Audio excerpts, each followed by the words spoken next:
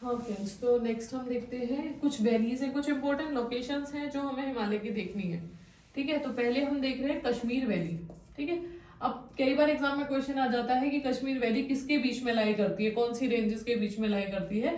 तो इसमें हम देख लेते हैं, कॉम्बिनेशंस देख रहे हैं हम अलग अलग। तो कश्मीर वैली हमारी लाई करती है बिटवीन जास्कर एंड पीर पंजाल। अगर आप देखेंगे मैप में, अगर आपने ध्यान से पढ़ा होगा तो उसमें आपको दिख जाएगा कि जो कश्मीर वैली है वो जास्कर और पीर पंजाल के बीच में लाई करती है। या फिर पीर पंजाल किसका पार्ट था, लेसर हिमालय का, और जास्कर रेंज किसका पार्ट था, ग्रेट हिमालय का। ठीक है, या फिर ऑप्शन में क्या आ सकता है, between Pir Panjal and great Himalaya. तो इनमें से कोई भी कॉम्बिनेशन बना के वो एग्जाम में क्वेश्चन आपसे पूछ सकते हैं। ठीक है, और क्या होता है, कश्मीर वैली की जो सॉइल है मोस्ट ऑफ द टाइम ये बर्फ से घिरी रहती है, तो इसे हम बोलते हैं ग्लेशिएटेड सॉइल, और इनको हम लोकल लैंग्वेज में क्या बोलते हैं, कारेवास। ठीक है, कारेवास बोलते हैं। ये सैफरन कल्टीवेशन के लिए बहुत इंपॉर्टेंट है। ठीक है, नेक्स्ट हम पढ़ रहे हैं कुल्लू कांगड़ा वैली। कुल्लू कांगड़ा वैली कहाँ लाई करती है, ये लाई करती है हिमाचल प्रदेश में। ठीक है, और ये किस किस रेंज के बीच में लाई करती है वो हम देख लेते हैं। ये लाई करती है बिटवीन धौलाधार रेंज और ग्रेट हिमालय के बीच में, या फिर लेसर और ग्रेट हिमालय के बीच में, क्योंकि धौलाधार रेंज किसका पार्ट है, लेसर हिमालय का। तो इसके दो कॉम्बिनेशन बन सकते हैं।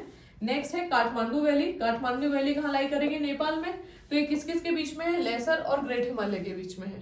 ठीक है, नेक्स्ट हम कुछ इंपोर्टेंट टूरिस्ट प्लेस पढ़ रहे हैं हिमाचल प्रदेश में, कौन कौन से हैं, जैसे शिमला, कुल्लू, मंडी, धर्मशाला। ये सारे कहाँ लाई करते हैं, हमने अभी थोड़ी देर पहले भी पढ़ा था कि most of the tourist location जो है वो हमारी लेसर हिमालय या फिर मिडिल हिमालय में लाई करती है।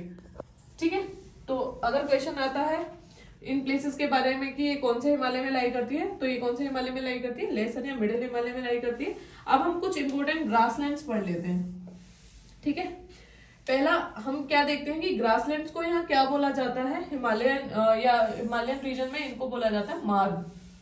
ठीक है, या मार्ग या मर्ग। तो आपने नाम सुना होगा गुलमर्ग, जम्मू कश्मीर में काफी फेमस जगह है गुलमर्ग। ये हमारे जो है ये फ्लावरिंग ग्रासलैंड है, फूलों के लिए प्रसिद्ध है ये जगह। एक हमें यहाँ पे गुलमर्ग पढ़ना है, एक सोनमर्ग पढ़ना है। ठीक है, नेक्स्ट हम आ जाते हैं, ये दोनों कहाँ लाई करते हैं, जम्मू कश्मीर में। नेक्स्ट हम आ जाते हैं उत्तराखंड में। उत्तराखंड में दो टाइप के ग्रासलैंड हमें देखने को मिलते हैं, एक है बुग्यल और एक है प्यार। ठीक है, ये हमें याद रखने हैं, बुग्यल और प्यार। जो हमारे हाई एल्टीट्यूड पे, हमारे हिमालय कहाँ लाई करता है, काफी हाई एल्टीट्यूड है। हाई एल्टीट्यूड के जितने भी ग्रासलैंड हैं उन्हें हम बोलते हैं एल्पाइन टाइप के ग्रासलैंड। ठीक है, तो बुग्यल और प्यार एंड गुलमर्ग एंड सोनमर्ग, ये दोनों ही हमारे क्या हो गए, चारों हमारे हो गए एल्पाइन टाइप के ग्रासलैंड हो गए। ठीक है, हाँ फ्रेंड्स, तो नेक्स्ट हम देखते हैं देहरादून किसके बीच में लाई करता है, बिटवीन शिवालिक और लेसर हिमालय के बीच में लाई करता है। ठीक है, अब देहरादून में हम क्या देखते हैं, जो वैलीज होती हैं उनको हम क्या बोलते हैं, दून्स और द्वार्स।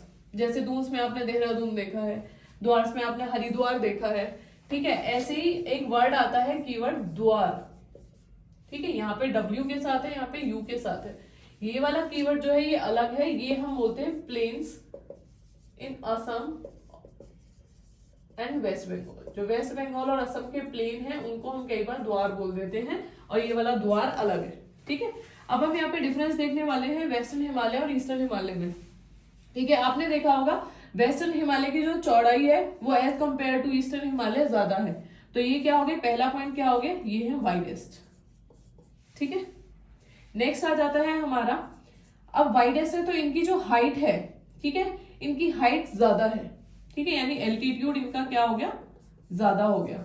एल्टीट्यूड ज्यादा हो गया, यहाँ पे एल्टीट्यूड लेस हो जाएगा। ठीक है, या फिर हम बोल सकते हैं हाइट ज्यादा है, लेस हाइट। अब ये क्या है, जो ईस्टर्न हिमालय है ये इक्वेटर के पास पड़ते हैं। ठीक है, नियर टू इक्वेटर, क्योंकि हम देखेंगे यहाँ पे जैसे आ रहे होते हैं, ये यहाँ से हमारे हिमालय आ रहा है, ये आ रहा है, तो ये इक्वेटर के पास ज्यादा पड़ेगा इनका। ठीक है, लॉन्ग जो लेटीट्यूड पड़ेगा वो इक्वेटर के ज्यादा पास पड़ेगा, तो यहाँ पे जो टेम्परेचर होता है वो ज्यादा होता है। इनका टेम्परेचर ज्यादा होगा, यहाँ टेम्परेचर कम होगा। अब टेम्परेचर ज्यादा होगा तो रेनफॉल भी ज्यादा होगी, यहाँ रेनफॉल कम होगी। ठीक है, नेक्स्ट इसमें क्या होगा, जब रेनफॉल ज्यादा होगी, टेम्परेचर ज्यादा होगा, प्रॉपर सनलाइट मिलेगी, तो वेजिटेशन भी ज्यादा होगी। ठीक है, वेजिटेशन ज्यादा होगी तो फॉरेस्ट ज्यादा होंगे, इसीलिए हमें जो सवाना है, सॉरी सवाना नहीं, इसी उसमें हमें जो मैंग्रोव प्लांट मिलते हैं वेस्ट बंगाल वाले एरिया में या असम वाले में, हमें जो फॉरेस्ट मिलते हैं वो इसी वजह से देखने को मिलते हैं, क्योंकि इक्वेटर के पास है। ठीक है, यहाँ पे हमारी वेजिटेशन कम होगी और फॉरेस्ट भी कम होंगे। ठीक है, अब आती है स्नो लाइन। आपने स्नो कहाँ देखी है? स्नो हमें मोस्टली वेस्टर्न एरियाज में देखने को मिलती है, ईस्टर्न में तो हमें स्नो नहीं मिलती देखने को। तो ये इसी वजह से होता है क्योंकि एक तो हाइट ज्यादा है और दूसरा इक्वेटर से दूर है। ठीक है, सनलाइट इतनी प्रॉपर पहुंच नहीं पाती है, तो इसलिए यहाँ पे जो इनकी स्नो लाइन बनेगी वो बहुत लो एल्टीट्यूड से स्टार्ट हो जाएगी, स्टार्ट फ्रॉम लो एल्टीट्यूड, यानी बहुत नीचे से ही हमें बर्फ देखने को मिल जाएगी यहाँ पे। और यहाँ पे जो स्नो लाइन है वो हाई एल्टीट्यूड से देखने को मिलेगी। ठीक है, ये हो गया हमारे मेन डिफरेंस है हमारे ईस्टर्न हिमालय और वेस्टर्न हिमालय में। ठीक है।